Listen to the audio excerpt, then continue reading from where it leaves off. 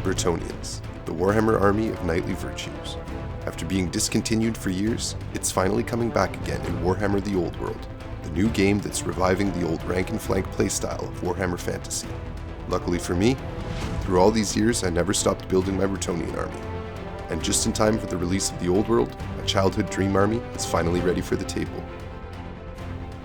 In this video, I'll bring you on the journey of collecting, painting, and preparing a classic Bretonnian army for war.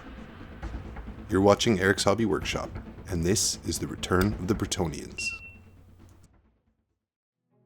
A little while ago I was invited to a Warhammer Fantasy event at the Mini Wargaming Bunker, which was the perfect motivation to finally get my army ready for the table.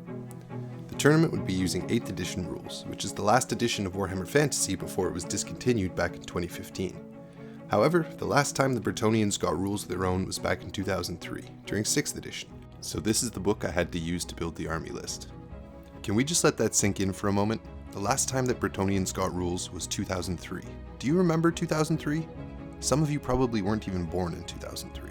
It feels like a lifetime ago. It's hard to believe they're back, but they are. Now a few years ago I made a video about my Bretonnian army and the progress that I'd made so far, but I've added a lot since then. So let's get into it. Bretonnians are best known for their knights on horseback, and I have a lot of those. But what my army has lacked for years is a few key blocks of infantry to hold down my battle line. With the whole range out of print for a few years, I had to work hard to put together some of these units. Let's take a look. So these here are official Games Workshop 5th edition metal men-at-arms with spears. They've been out of print for years and are pretty hard to come by, but as you can see I was able to snag some on eBay. I was not able to get as many as I wanted though. As I mentioned, the tournament will be using 8th edition rules, and 8th edition heavily favors huge blocks of infantry. Now I didn't want to completely break the bank, and I wanted my army to be my own, so I turned to some other miniatures to fill out my ranks. Foundry Miniatures offers some suitable alternatives in their 100 Years War range, with some medieval spearmen and halberdiers that will fit the bill nicely. These guys are all positioned with their weapons leveled too, which will make them look great in the front ranks of my unit. Foundry was founded by Brian Ansell, who was a hugely influential figure in wargaming who passed away very recently at the time of recording this. Rest in peace, Brian Ansell. Now, in a feudal society, people are bound to the land, and when the knights and lords are summoned to fight, they bring levies from their lands to fight with them. To reflect the feudal attachment of my troops to the different lords and knights whose lands they were drawn from, I decided to paint my men-at-arms in 2 different colors. The halberdiers I'll paint white and blue, and the spearmen I'll paint in black and yellow. With the tournament coming up quickly and a ton of men-at-arms to paint, I decided to use speed paints to get a good result quickly. Using them over a white base coat, they add a vibrant color and contrast in the same pass, which saves a ton of time on painting. Back when I made my jousting tournament set, I made the noble presiding over the tournament this guy in yellow and black, for the simple reason that he has my favorite medieval hairstyle, the bobs and bangs. I made him the biggest tent as well, and I decided to make him the Duke of Escalifon, an imaginary duchy that I created. The name itself is just a pun, just like all the other names I come up with. Escalifon is just a made-up Frenchified word intended to sound vaguely like Wiz Khalifa, who of course had that famous song Black and Yellow, which are the heraldric colors of Escalifon. Now it sounds kinda dumb when I say it out loud, but honestly having a pun as the basis for your made-up names does make them easier to remember. So my spearmen are the black and yellow of Escalifon, and the halberdiers I gave the blue and white color scheme of Saint Bleu Ciel, another made-up place name that just means Saint Blue Sky. That one doesn't even qualify as a pun, I think. I'm just scraping the bottom of the barrel trying to find something that goes with those colors. Anyways, in a short span of time, I painted up enough men-at-arms to make 2 units of 25, or, if you combine them into one large movement tray, a formidable block of 50 men-at-arms. Now, it's pretty unusual to have this double color scheme and the mixed loadout of weapons, but I find opponents are usually pretty lenient about stuff like this if it looks cool and is painted decently well.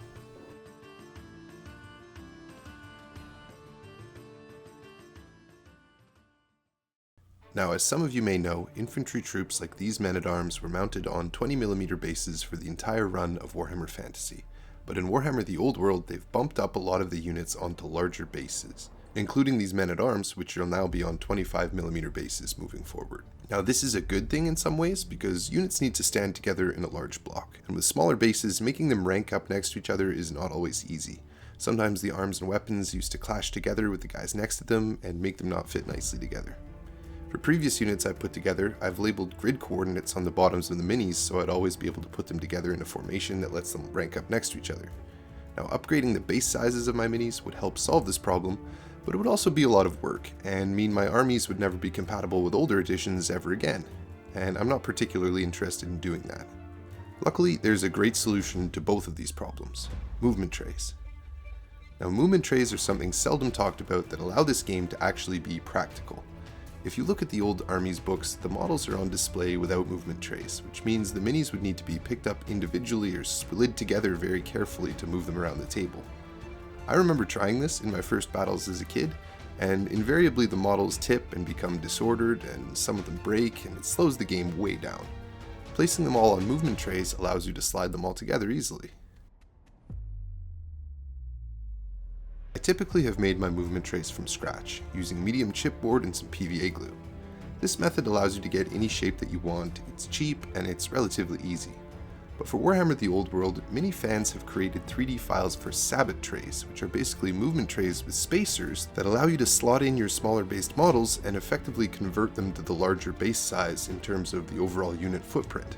I printed up a bunch of these trays and I sprayed them green, and with almost no extra effort, I'm ready for the old world just like that without ever having to rebase anything. Now, among the units I still needed to paint were a trio of Pegasus Knights in various states of completeness from the years prior.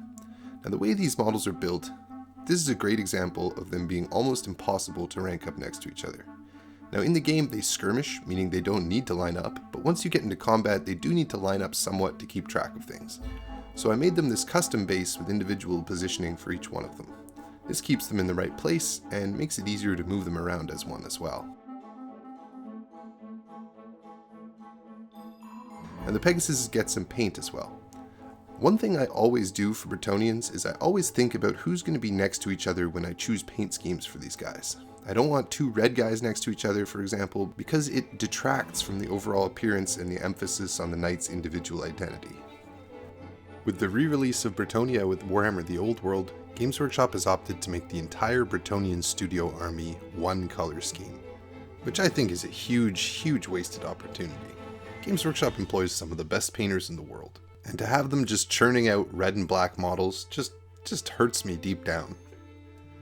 I painted the Pegasi all different colors as well, which really helps to hide the fact that there's only one sculpt for these old metal Pegasi.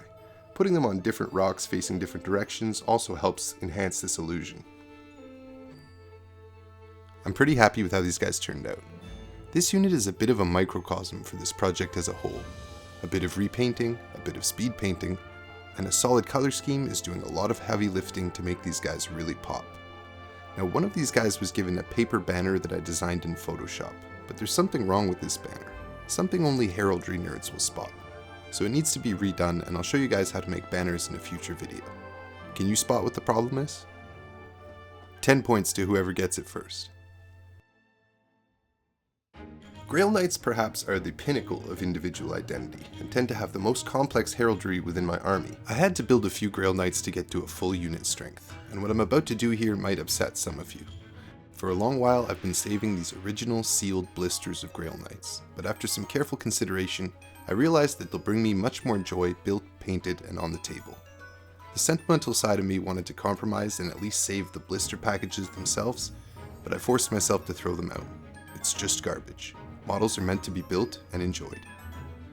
I have 2 copies of the Grail Knight Standard Bearer, so I converted one to be a regular knight, turning his banner pole into a lance with a bit of putty and some pieces of lance donated by an old plastic knight of the realm. I'm really glad with how this turned out. It looks pretty natural, and once painted, it should fit in nicely. I had a few more to paint to make a full unit, so I dusted off the old Planning Your Heraldry sheet from the 5th edition Armies book and sketched out a few color schemes I thought would look cool. I'm trying here for complex color schemes that make the whole unit look really cool. There's something really fun about painting an army with so many colors. In a unit of Grail Knights, each model is considered a champion, so it feels appropriate to lavish extra attention on each guy. I'm enjoying the process hugely. But because I've got a tournament on the way, some of these guys I'll probably come back in and add more transfers or freehand to at some point, but for now, the colors being blocked in, makes a guy like this look great and not at all unfinished. Well, they look incredible, but here's a good illustration about what I was talking about before. It really bothers me that all three guys on the right side here have a quartered heraldry right now. It's a weird thing, but I'm gonna have to add more guys and move them around to get the look that I want. Now, I've talked before about how much I love old Warhammer fantasy monsters, and I think a proper fantasy army just doesn't feel complete without one. Luckily, I was able to pick up a copy of this old hippogriff, which is the mount for King Lewin Liancourt. Unfortunately, the rider was not included when I picked this up, so I decided to kit bash my own using extra knight parts that I had lying around. I ended up with this cool duke with a lance, sitting on a mountain of furs made from green stuff. With some of these old monsters, the legs of the riders sometimes don't fit perfectly. I painted the hippogriff with a bunch of speed paints, and this is one of the most gratifying things I've painted in the last little while. There's just so much texture on this old metal model that makes it perfect for this painting style, and the results are pretty good for how fast I can achieve them.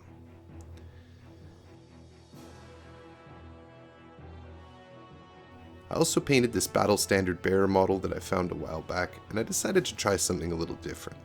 Rather than planning the heraldry myself, I tried to mimic the heraldry of the knight on the front of the old 5th edition armies book.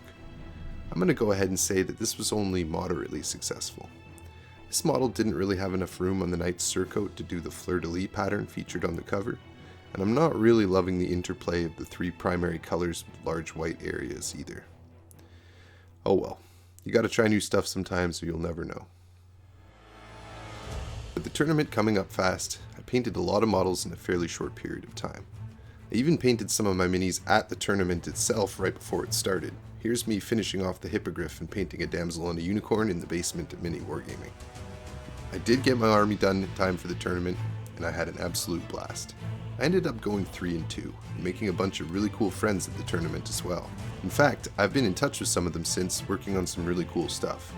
Scary from Scarredcast came over a little while ago, and we filmed 2 battle reports together. My Bretonnians against his Tomb Kings.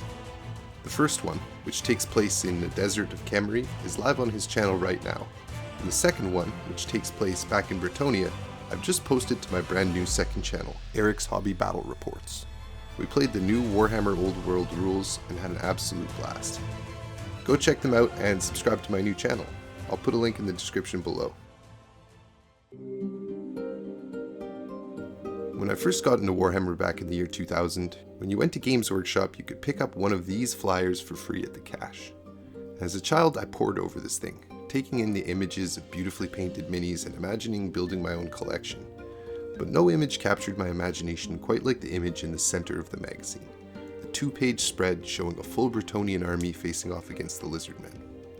I loved the look of the Bretonnian knights, their beautiful varied heraldry and the multicolored comparisons streaming behind them as they charged towards the enemy. At the time though, I knew that I couldn't paint to that standard, not even close, and I felt like it would take me like 20 years to paint an army to that standard.